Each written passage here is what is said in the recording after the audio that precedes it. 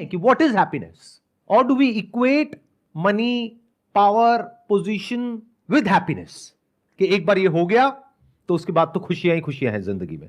जबकि अगर हम अपने आसपास में देखें ध्यान से उन लोगों को जिनको वो मिल गया है जो आप पाना चाहते हो, क्या वो बहुत खुश लगते हैं आपको?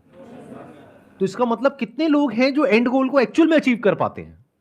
ये क्लियर हो रहा है ना मैं क्या कह रहा हूं? कि मतलब देखो, आप पढ़ाई करते हो किस लिए करते हो? ताकि जॉब मिल जाए। जॉब से क्या होगा? पैसा मिल जाए। पैसे से क्या होगा? लाइफ कंफर्टेबल हो जाएगी, लाइफ बढ़िया हो जाएगी। बट जिन लोगों के पास में पैसा है या जितना भी आप पाना चाह रहे हो उससे ज्यादा है, क्या वो बहुत खुश हैं? चलो आपसे एक सिंपल सा क्वेश्चन पूछता हूं, आप में से कितने हैं जो जॉब करते हैं? कुछ लोग होंगे जो आपसे सीनियर लेवल पे होंगे, कुछ होंगे जो जूनियर लेवल पे होंगे। क्या जो भी आपके सीनियर लेवल पर हैं वो सब बहुत खुश हैं? क्या वो परेशान नहीं है? क्या वो आपसे ज्यादा खुश हैं? सोचो, इस तरह से दिमाग लगाओ। हम कभी ऐसे सोचते नहीं है।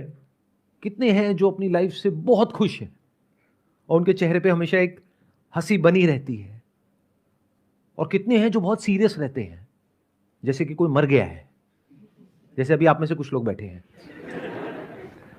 हैप्पीनेस की हम बात कर रहे हो और इतना सीरियस होकर के देख रहे हो जैसे पता नहीं क्या हो गया है। अरे भाई, थोड़ी सी चेहरे पे हंसी रख लो।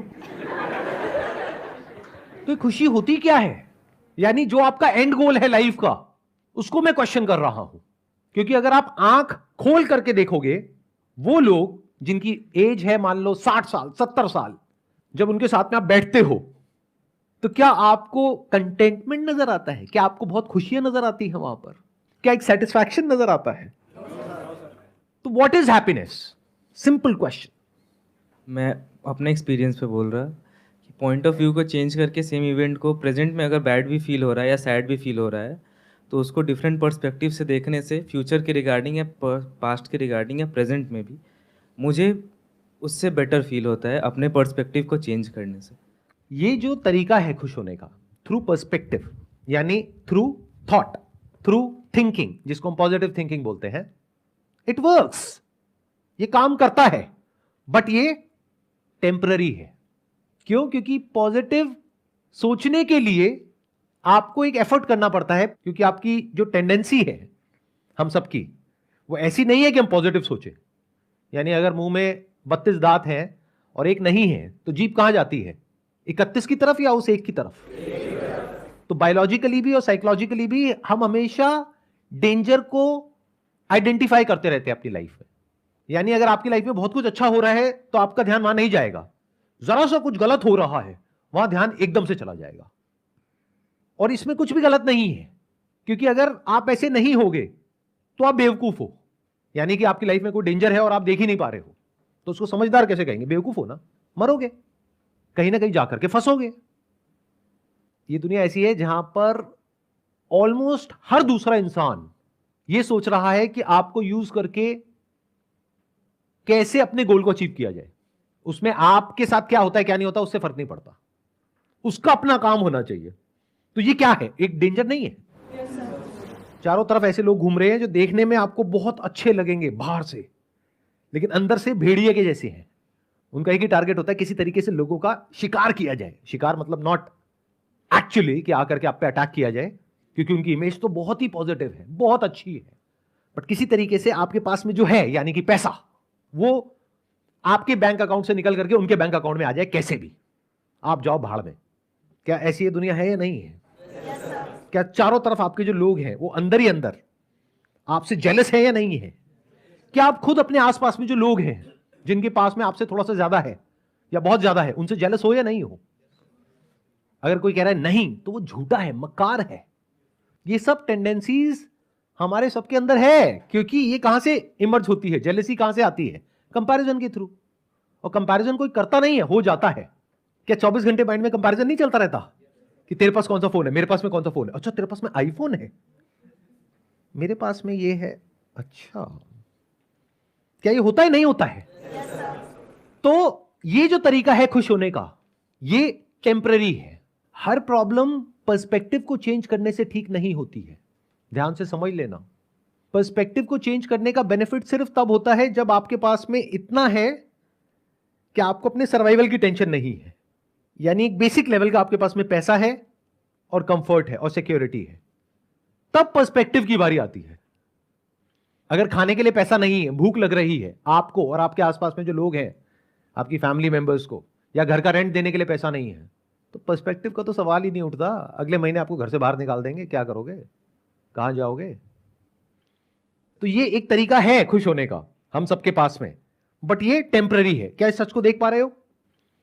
यानी कि जब आपका जो थॉट है वो इस तरफ जाएगा कि इस सिचुएशन में क्या पॉजिटिव है, तब तो आप उस टाइम के लिए खुश हो सकते हो। But the moment it goes back to the other side of it, क्योंकि यही पर्सपेक्टिव का मतलब है। हम क्या समझते हैं पर्सपेक्टिव का मतलब है सिर्फ पॉजिटिव सोचना। अरे नहीं, पर्सपेक्टिव का मतलब है एक सिचुएशन को दोनों साइड से देख लेना। So the moment you look at the other side, you will not be happy. कुछ आ रहा है, क्लियर हो रहा है, या सब ऊपर से जा रहा है? कितनों को एक्चुअल में समझ आ रहा है मैं क्या बोल रहा हूं? क्या चाहते हो आप? मतलब एक ऐसा सेशन किया जाए जो बिल्कुल हल्का फुल्का हो, जिसमें यहाँ ऊपर ऊपर लेवल की बातें करी जाए, या डीप में जा रहे हैं तो चले जाएं, चाहे समझ आए चाहे ना आए? कितने चाहते हैं हल्का फुल्का सेशन किया जाए, और कितने चाहते हैं डीप हो जाए सेशन?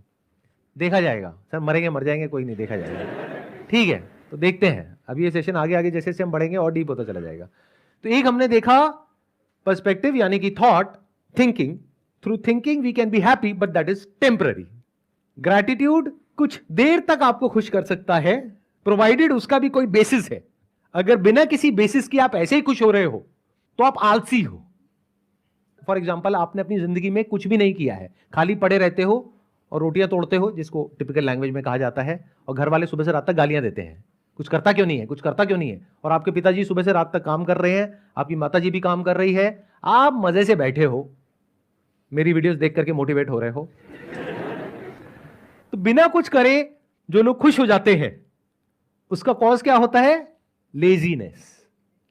कुछ करना ना पड़े, इसके लिए अपने पर्सपेक्टिव को चेंज करो और अभी के अभी खुश हो जाओ। आप कुछ बहुत बड़ा करना चाहते हो अपनी लाइफ में, लेकिन बड़ा करने के लिए बड़े सैक्रिफाइसेस भी देने पड़ेंगे।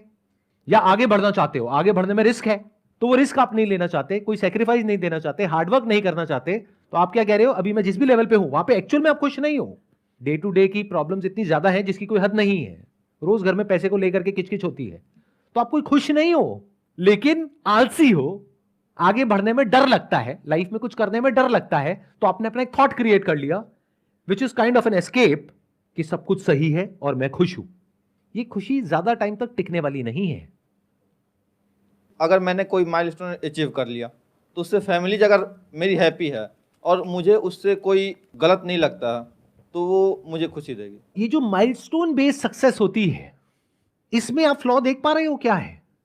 नहीं मिला तो प्रॉब्लम, मिल गया तो बोर्डम, किसी ने आपसे वो माइलस्टोन छीन लिया तो क्या करोगे? वो डर तो बना ही हुआ है ना। और जो ऐसे माइलस्टोन को अचीव करके बाकी के लोग बैठे होंगे आपके साथ में, कोई आपका साथ नहीं देगा, क्योंकि सब आप ही की तरह अंदर से डरे हुए हैं। अगर आपके साथ कुछ अनफेयर भी हो रहा होगा तो क्या वो लोग आकर के आपका साथ देंगे, या कहेंगे बाहर में जाए, इसके साथ जो मर्जी हो, मुझे क्या फर्क पड़ता है, मेरी नौकरी बची रहनी चाहिए। ऐसा होता है रियल लाइफ में या नहीं होता है? तो यहां पर हैप्पीनेस कहां है?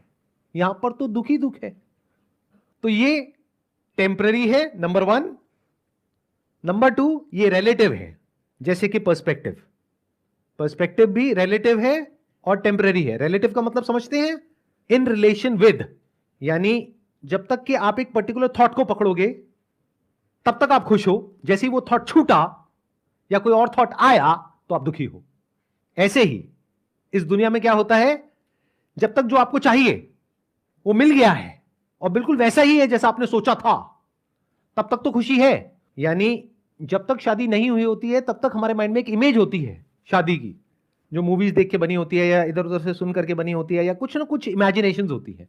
जब एक्चुअल में शादी हो जाती है तब पता लगता है कि अरे ये तो बहुत अलग है उससे जैसा मैंने सोचा था। तो बहुत सारी कंडीशंस है वहां पर, वो सारी कंडीशंस अगर फुलफिल होंगी, जो हो ही नहीं सकती, तब आप खुश होगे। तो आप खुश हो ही नहीं सकते। जैसे बहुत सारी कंडीशंस में से एक कंडीशन क्या है कि मैं शादी करके इस घर में जा रही हूं और मान लो कि आपके जो इन लॉज हैं वो साथ में ही रहते हैं, तो मेरी सास अच्छी होनी चाहिए। ये कंडीशन कभी पूरी हो सकती है? वो बोल तो सकती है कि तुझ में और मेरी बेटी में कोई फर्क नहीं है, लेकिन क्या एक्चुअल में कोई फर्क नहीं है? ऐसा कभी हो सकता है? सोचो, थोड़ा सा दिमाग लगाओ, बिकॉज ये आपकी लाइफ से कनेक्टेड है, कोई थ्योरेटिकल बात नहीं हो रही है यहां पर। हम लोग इस तरह से कभी इंक्वायरी नहीं करते हैं, बस ऊपर ऊपर लेवल की बातें करते हैं।